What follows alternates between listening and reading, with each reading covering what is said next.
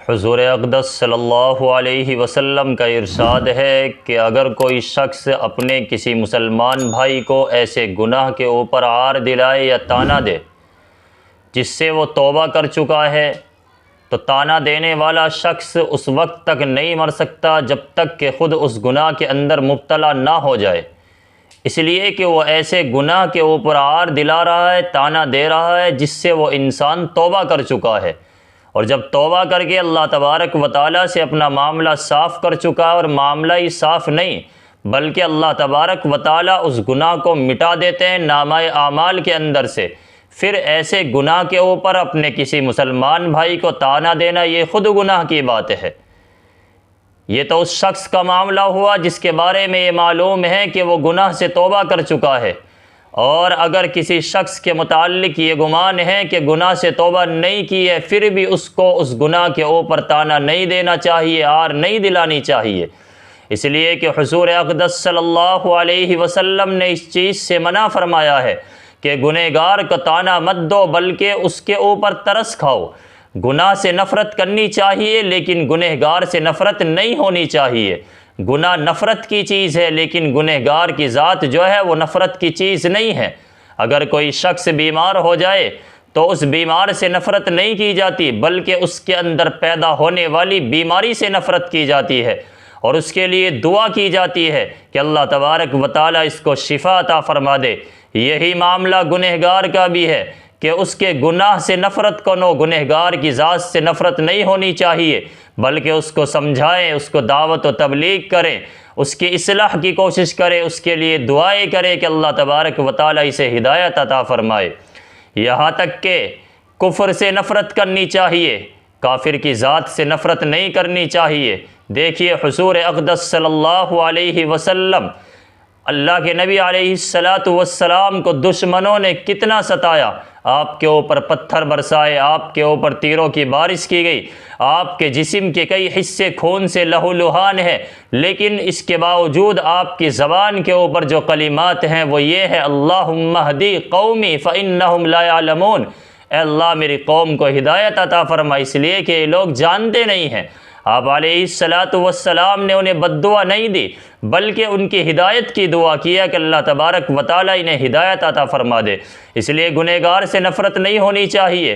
नामालूम अल्लाह तबारक व तआला उसे तौबा की तौफ़ीक दे दे, और वह अल्लाह ताला से तौफ़ीक मिलने के बाद में तौबा करके जो है कितने बड़े दर्जात को हासिल करने वाला बन जाए।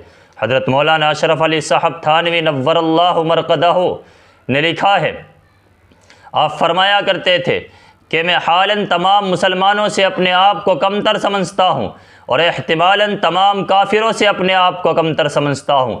एहतिमालन का मतलब यह है कि अगरचे वो अभी कुफ्र की गंदगी के अंदर मुब्तला है, लेकिन नामालूम कब अल्लाह तबारक व तआला की जानिब से उन्हें तौफ़ीक हो जाए और कब वो अल्लाह ताला से तौबा करके अपने दरजात को बुलंद करा ले और आमाल सालिहा करके कितने आगे निकल जाएँ।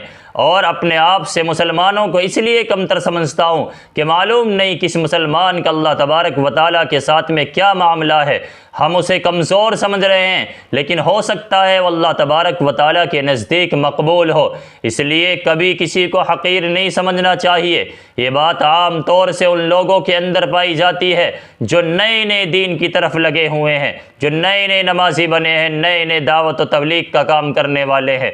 वो ये समझते हैं कि मैं तो 5 वक्त नमाज अदा कर रहा हूँ, मैं तो जमात की पाबंदी करने वाला हूँ। दूसरों को अपनी नज़रों के अंदर हक़ीर समझते हैं, जलील समझते हैं।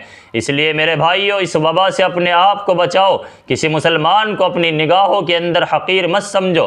हज़रत जुनैद बगदादी रहमतुल्लाह अलैह का एक वाक़या लिखा है कि हज़रत एक जगह से गुज़रे हुए जा रहे थे, आपने रास्ते में देखा कि एक शख्स को पेड़ के ऊपर सूली पर लटकाया हुआ है, उसका एक हाथ कटा हुआ है, एक पैर कटा हुआ है। आपने मामला पूछा कि क्या बात है। लोगों ने बताया कि चोर था, पेशेवर चोर था और बार बार चोरी किया करता था, इसलिए इसको ये सज़ा दी गई है। जुनैद बगदादी रहमतुल्लाह अलैह फ़ौरन उसके पैरों से चिमट गए। लोगों ने कहा कि हज़रत आप इतने बड़े अल्लाह वाले हैं और ये तो एक चोर है, आप इसके पैरों से क्यों चिमट रहे हैं? कहा कि मैंने इसके अंदर एक सिफत ऐसी देखी है जो हर किसी इंसान के अंदर होनी चाहिए, और वो इस्तिकामत है। अगरचे उसने इस शफ़त को गलत जगह इस्तेमाल किया है, लेकिन इस्तिकामत इसके अंदर मौजूद थी कि इसने चोरी की, इसका हाथ काट दिया गया, लेकिन अपने फ़ेल को नहीं छोड़ा। दोबारा चोरी की तो पैर काट दिया गया, फिर चोरी की यहाँ तक कि सूली के ऊपर लट गया। तो इसने जो इस्तिकामत इसके अंदर मौजूद थी उसको नहीं छोड़ा। इसलिए मुसलमानों को भी इबादत के अंदर इस्तिकामत जो है बरतनी चाहिए, और ऐसे इस तरीके से इबादत करे कि उसके अंदर कोताही और किसी तरह की कमी नहीं होनी चाहिए, बल्कि पाबंदी के साथ में जो है अपनी इबादत को करने वाले हों। इस्तिकामत होनी चाहिए, गंडेदार नहीं होनी चाहिए कि कभी एक वक्त की नमाज़ पढ़ ली, कभी 2 वक्त की पढ़ ली, कभी पूरे दिन की गायब कर दी, बल्कि इस्तिकामत अमल के अंदर होनी चाहिए। अल्लाह अमल की तौफीक अता फरमाए।